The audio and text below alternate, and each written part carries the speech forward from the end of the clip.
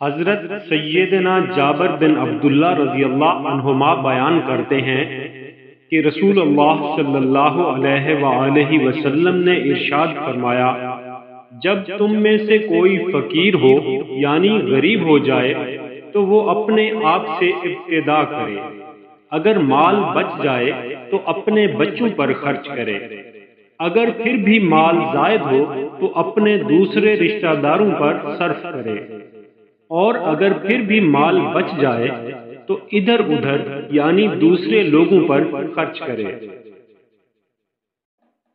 عبداللہ بن عمر رضی اللہ عنہما سے مرفوعاً مروی ہے، انہوں نے کہا کہ دو آدمی ایسے ہیں جن کی نمازیں ان کے سروں سے اوپر نہیں جاتی۔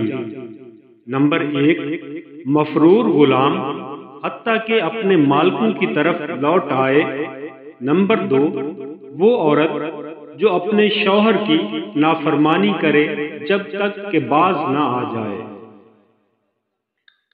حضرت عبداللہ بن عمر رضی اللہ عنہما سے روایت ہے کہ اللہ کے رسول صلی اللہ علیہ وآلہ وسلم نے فرمایا، جس سے عصر کی نماز رہ جائے وہ یوں سمجھے کہ اس کے اہل و عیال اور گھر بار لٹ گئے۔